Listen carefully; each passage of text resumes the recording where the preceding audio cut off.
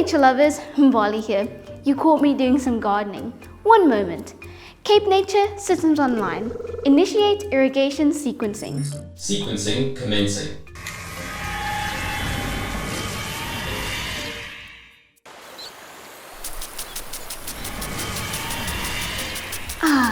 Nothing better than a drink of fresh water. That's not technically true, Mabali. Severe Cape Nature? Yes, the water is technically fresh out of the tap, but that water was most likely dew or rainwater from an evaporated ice cap millions of years old. Nooit! Afraid so, Mabali. Let me defrost that idea right from the start. Water is found on Earth in soil, rivers, lakes, dams, and the ocean. It can be found as a solid, liquid, or gas. This is important in understanding the water cycle, as it occurs in all three states at different times within the water cycle. That's because water's been around for a very long time. It's as old as the Earth, billions of years old. So that means the water you drink or use to cook or clean is also billions of years old. This is because water recycles itself through the water cycle.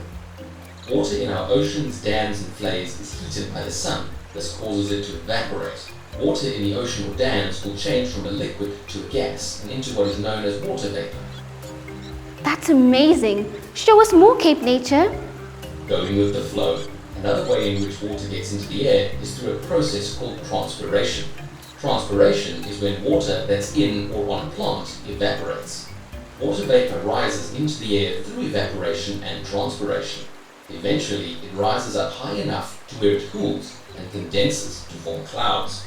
This process is known as condensation. Condensation. Got it. You got it, nature lovers? Nice. When clouds have condensed, even more, bigger drops of water form. These get heavy and fall back down to Earth as rain, which is called precipitation. Sometimes, if it gets very cold, the liquid rain falls to Earth as solid hail. What happens then? Well, when the water reaches the surface of the Earth again, it runs off to form streams and rivers, which eventually run into the sea.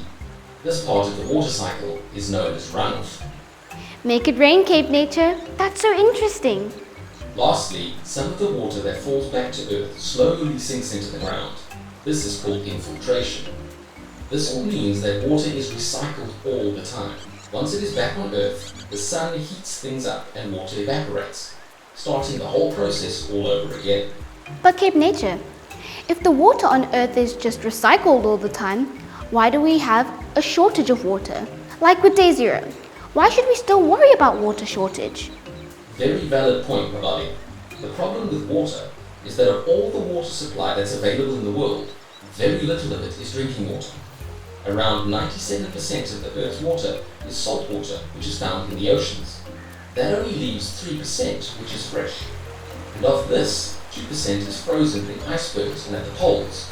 So of the 1% that's left, 1/3 of it is groundwater, like the kind formed during infiltration.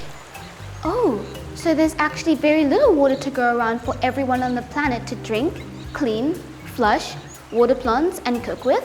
And our population just keeps growing and growing and growing. I'm afraid so, Mabali. Sad face emoji. Nature lovers, this is why it's so important for us to look after nature and to always save water when we can. So the next time you drink a glass of water, remember where it came from. It could even be the same water that your favorite dinosaur drank millions of years ago. Happy face emoji. Like.